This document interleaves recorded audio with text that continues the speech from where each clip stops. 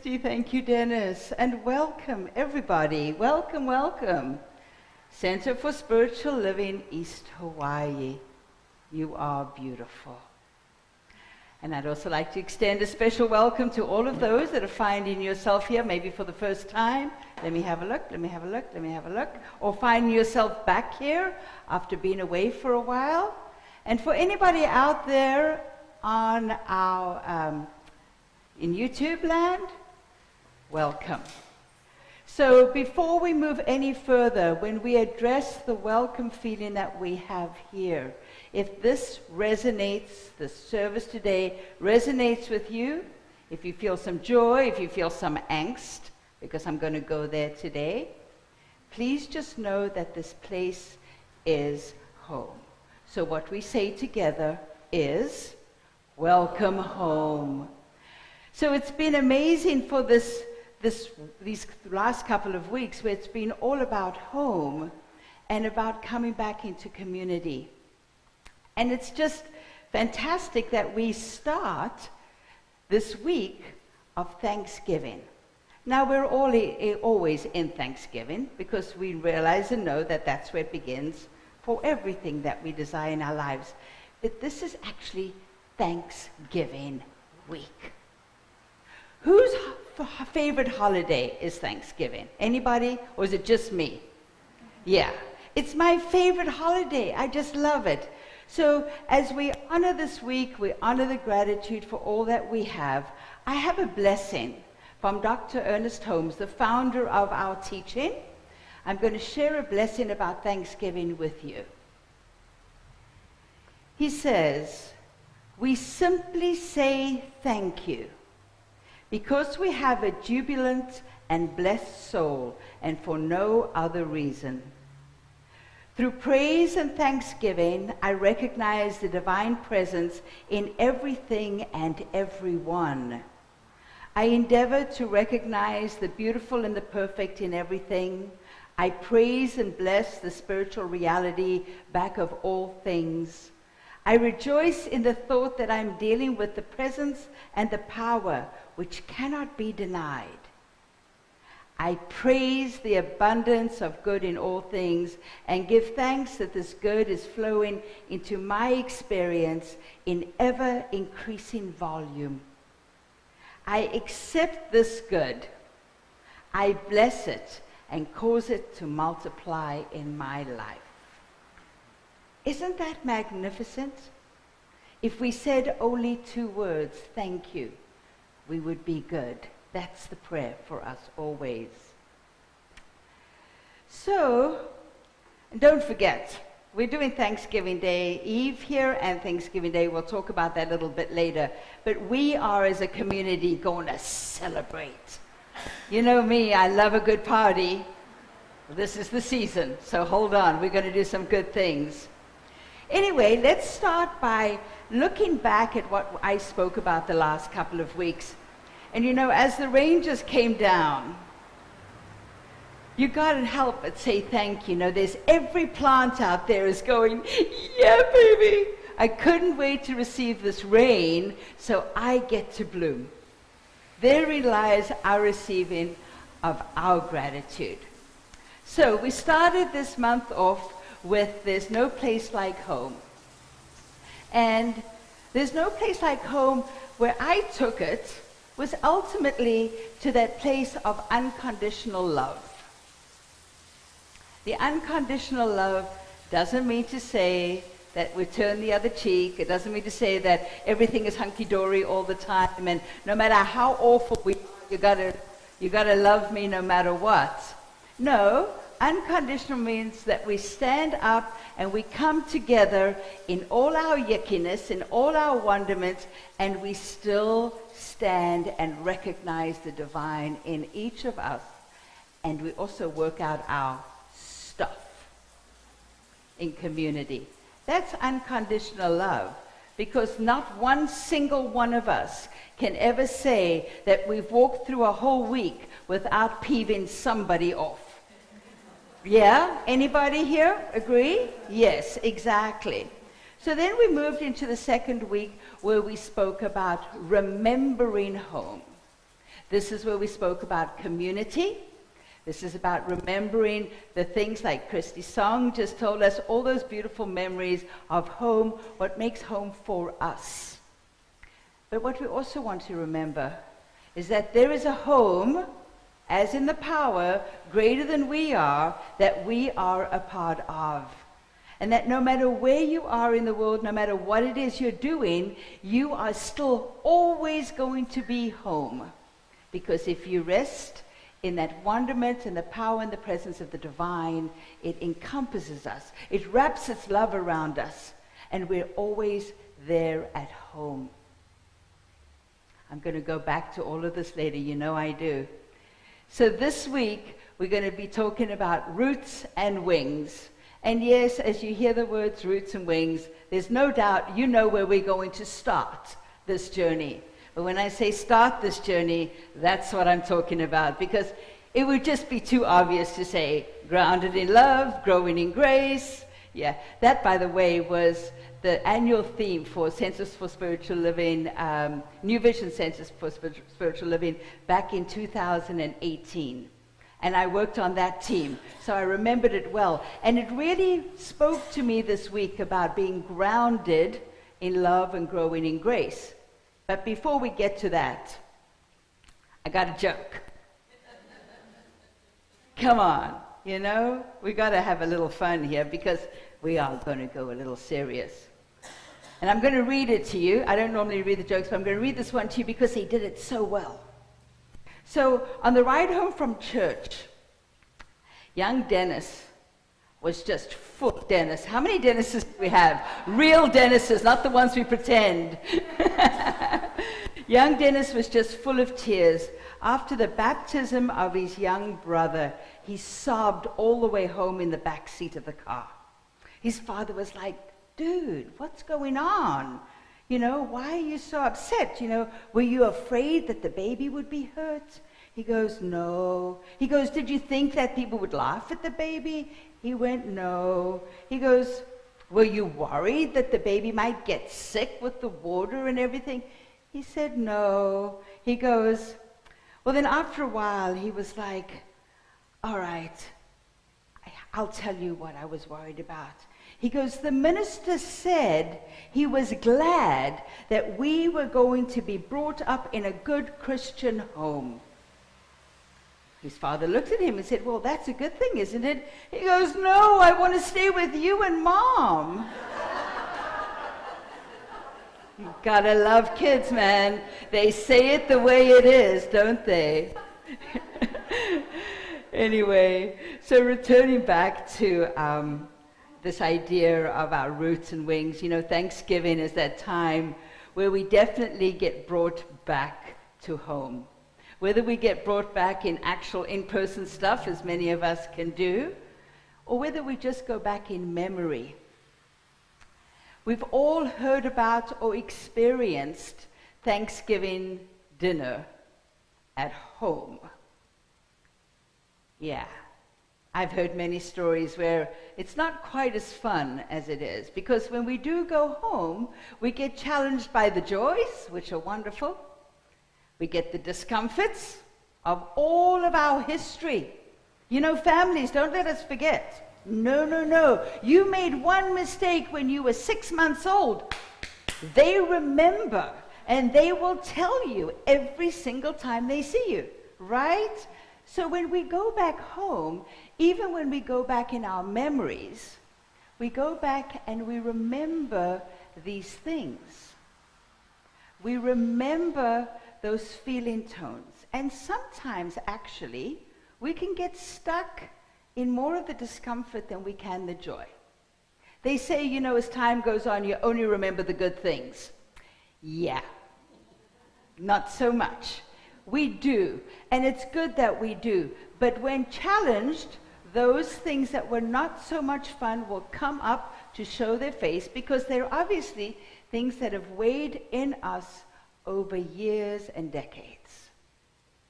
So our parents all did the best job that they could to raise us. No matter what any of us think here right now, I guarantee you that at the time, they were doing the best they can with what they had brought up with them, how they were raised.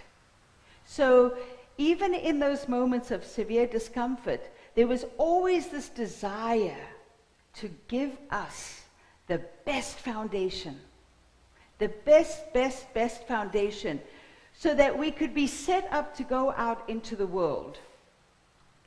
But even those best intentions didn't always work out exactly as was planned. We're human beings. We must always remember that. We all are unique. And many times we get to receive things that are en masse. I mean, my dad and my mom thought it was perfect to raise me exactly the same way they raised my sister. Well, you couldn't have two people that were more from opposite ends of the rainbow. Absolutely. So what worked for her most definitely didn't work for me. But I was smart. I learned how to make it work. I had to, because I realized what was going on. There was something that I realized. But one of the things I like to read to you is from Khalil Gibran, from the Prophet. He always brings forward this idea: your children are not your children alone. They are the sons and daughters of life's longing for itself. Yeah, that's a good sentence. They are the sons and daughters of life's longing for itself. They come through you, but not from you, and though they are with you, they belong not to you. You may give them your love, but not your thoughts, for they have their own thoughts. You may have housed their bodies, but not their souls, for their souls dwell in the house of the infinite. You may strive to be like them, but seek not to make them like you. For life goes not backwards, nor tarries with yesterday. You are the bows from which your children, as living arrows, are sent forth. My goodness, when you read that and you really relate it to our experiences in our homes, you can see that if only every single one of our parents was able to look at that, read it, and fully go, I'm on board with this. I'm going to understand that. But that's not where everybody comes from. Mostly, we raise our children very much like we were raised. Yes, we make some changes. But many of our parents gave to us what they had been given. Not just the good things. Unfortunately, not just the good things. And what we can look out into our lives right now, the things that bother us, the things that really work us, the things are those hidden beliefs that were planted when we were children, that were the ideas and the desires of our parents to do the best job possible. And unfortunately, as I said, it doesn't work out always magnificently. So I've been reading this book. It's called Kitchen Table Wisdom. I don't know if anybody's seen this. This is by Rachel Naomi Raymond. She's done a lot of wonderful books. These are all little short stories. So what I decided to do with my spiritual practice in the morning was to grab my prayer, my journal, my regular daily reading, and this one. I thought, okay, I'll just move through it one story at a time. Wonderful. She writes beautifully. Her stories are just so touching. And then I came across this one that said, Beyond Perfection. I'm like, this is cool. She starts off by telling us about a game she used to play. And I don't know if any of you have done this, where it's look for the differences between two pictures. As she put it, find the mistakes. So part of her focus is always to look for the thing that is wrong. And she's like, why am I constantly looking for the missing leg or the this that is different, or the that is wrong. And she comes back and she starts telling the story about her dad. Her dad, that when she came home with 98 points out of 100, said to her, so what happened to the other 2 points? Anybody? I started reading the story, and the deeper I got into it, I realized it was my story. It was literally the story I grew up with. I'd come home with an A, my dad, well, why wasn't it an A plus? You obviously didn't work hard enough. And in this place of being there and hearing this, all he wanted to do was to tell me in one way that I could even do better because he felt that confidence in me. Do you think I ever heard that? Not for 1 minute did I hear those statements as I trust, love you, and can see your magnificence so you can go get the other 2 points. Oh, no, no, no, no. You know what I heard? I am not enough. I am not good enough. And I know I'm not alone in this. I know I'm not. So right away, I'm going to this place of I'm not enough. I'm a disappointment. I'm a complete disappointment. And it made me angry. It made me resentful. But more importantly, it planted the seed in the very roots of my foundation that we're going to function in that idea of perfection for the rest of my life. Now, fortunately, in this teaching, we address those things. I mean, I just spent 8 years of peeling back the frickin' onion. You know, you peel, you cry, you peel, you cry. But within that, there's an opportunity to heal these things. There's an opportunity to go, yeah, catch yourself and go, no, no, no, I don't need to do that way. There's a different way to do it. And in that, you start to see your self-worth. You start to see your growth. You start to see your value. But it's not easy, because when something comes your way, you're going to respond. Now, for those of you that have had a wonderful childhood where you felt completely worthy every single minute of every day, I'm going, that is fantastic. And yet, I have seen people there, and they still feel that little tiny spark of I'm not good enough. What happens if I let my parents down?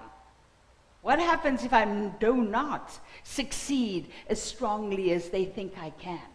So on both sides, we've been raised with this idea, some way or another as children, that we are not good enough.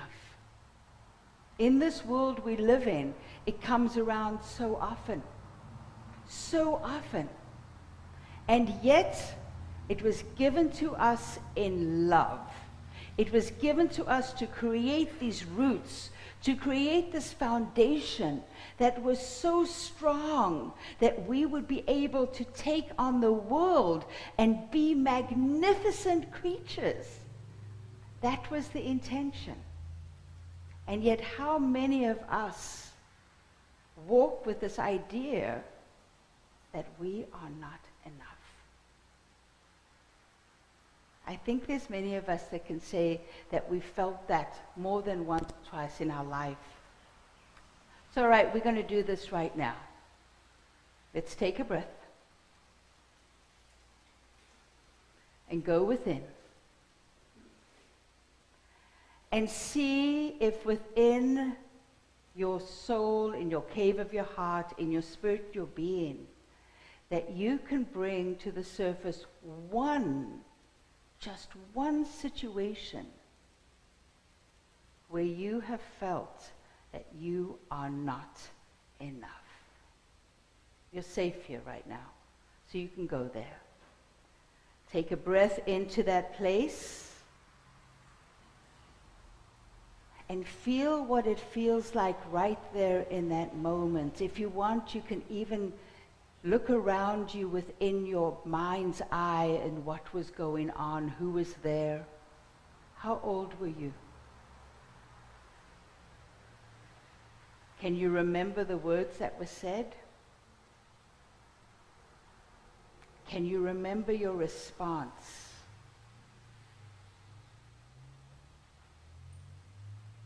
Can you remember that feeling that you were just looking to belong and for a little approval?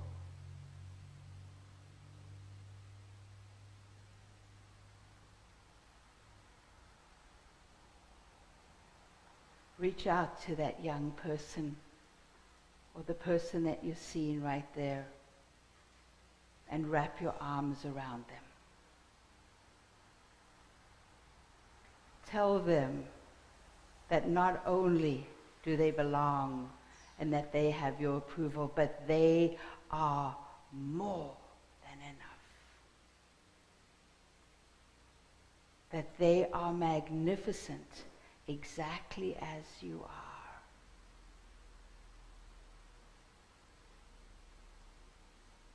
Tell them how much you love them. And tell them that you know that one day they're going to grow up to be unbelievably magnificent and that all is well. And so I invite you, as you bring your attention back into this present room, into the now, to say, I know that I am enough right here, right now, exactly as I am and exactly as I am not.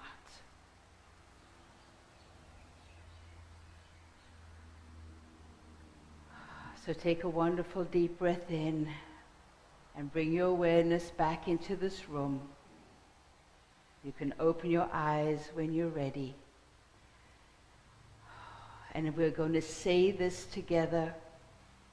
Together we are going to say, I am enough. We do it again. I am enough. One more time. I am enough exactly as I am and exactly as I am not. Whoo! Let's rub our hands together, love on ourselves a bit. Oh, that is tough sometimes to go there. But you know what? It is the truth. And no matter what was given to us back then as children, we don't need to hold it any longer. We're big kids now. We even have big kids. In fact, we even have big grandkids. We get to make a different choice and a different thought about who we are and how we respond and what is the truth of us. Albert Einstein said this. He goes, the most important decision we make is whether we believe we live in a friendly or a hostile universe. Early challenging life experience can predispose one to expect the worst from life. Well, if we're not enough, man, what are we going to get? Not a whole lot of anything. Dr. Ernest Holmes, in Living the Science of Mind, shares, we are all carrying the negative experiences from our past into the future, merely because we have not disconnected them from our minds.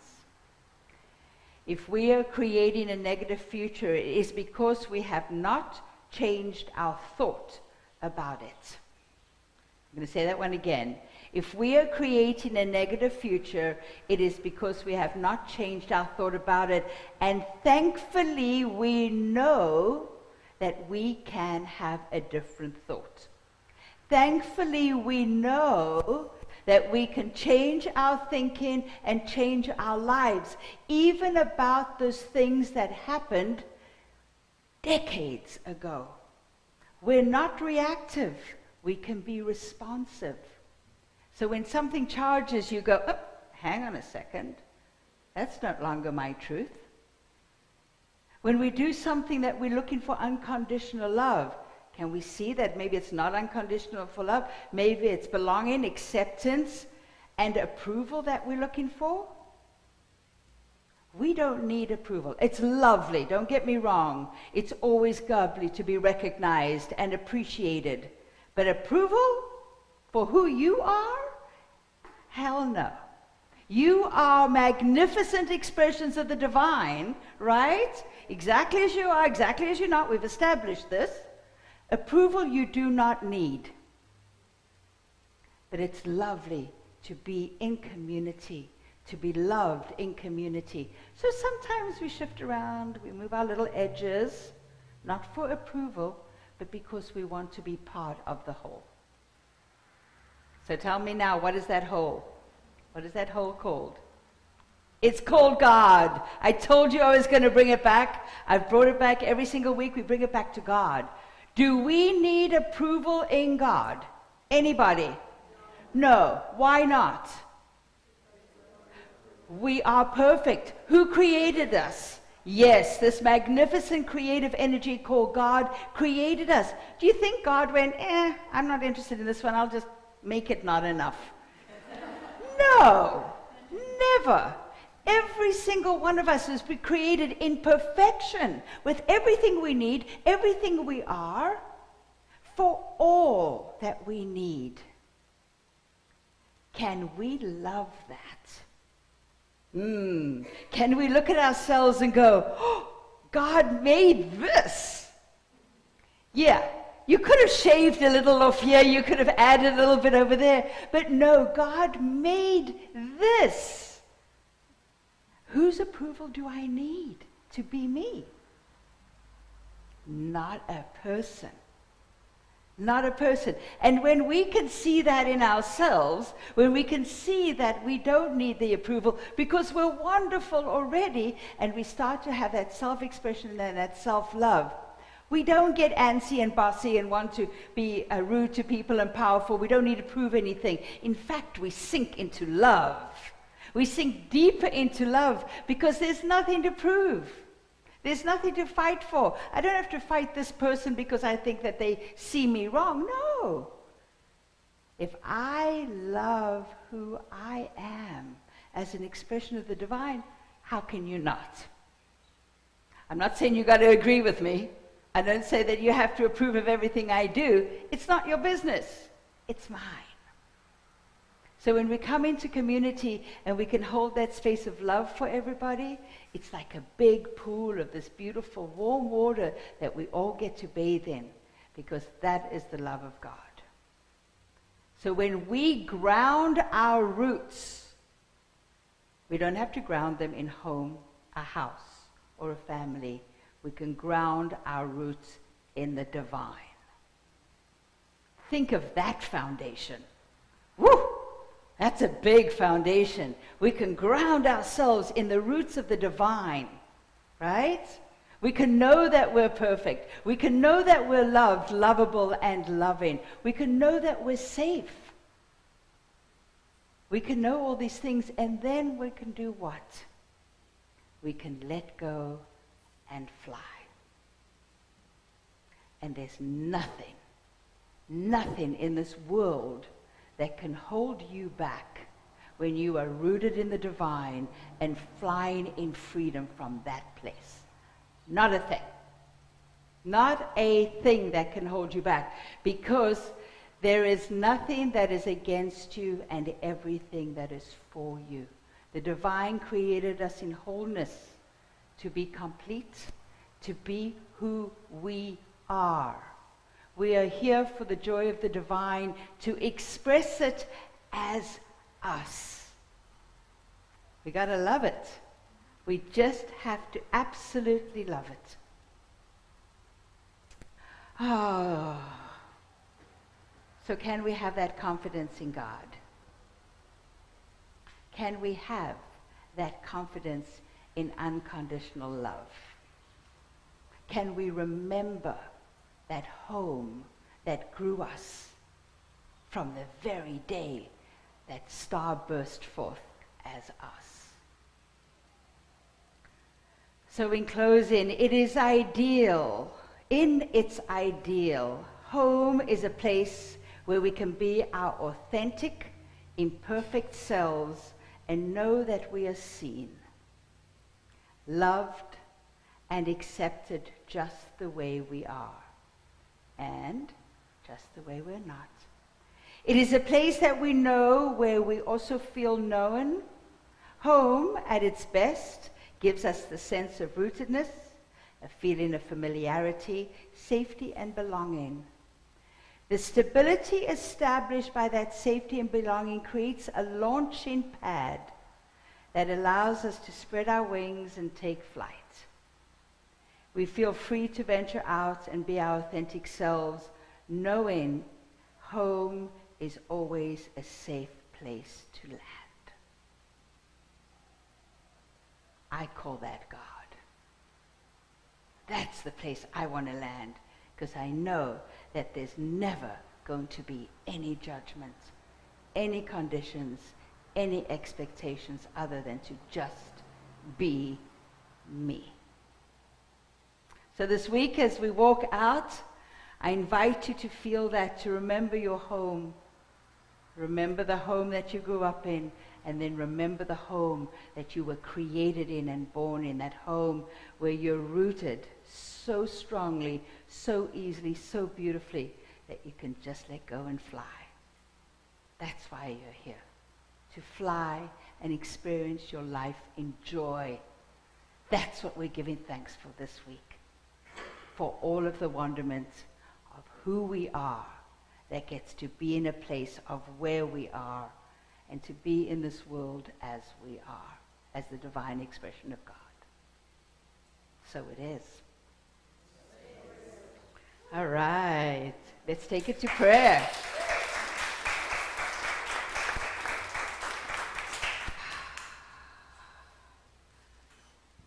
So we just breathe in.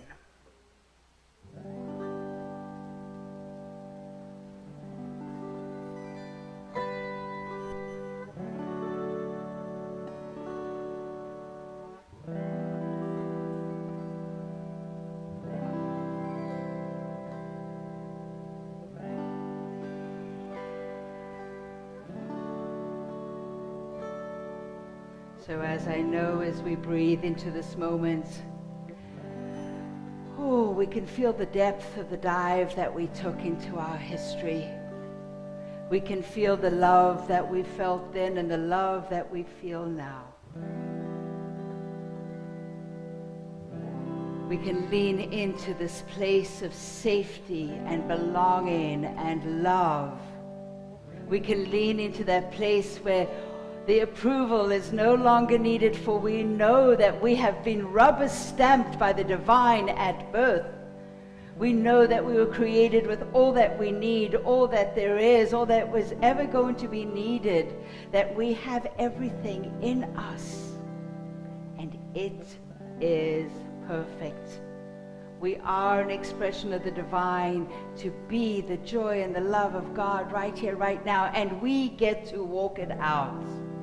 So I know for each one of us, as we walk our path this week, as we celebrate with our families, as we celebrate with our friends, as we give thanks for the bounty, for the wonderment, for the joy, for these lives we get to live, I know that we know how blessed we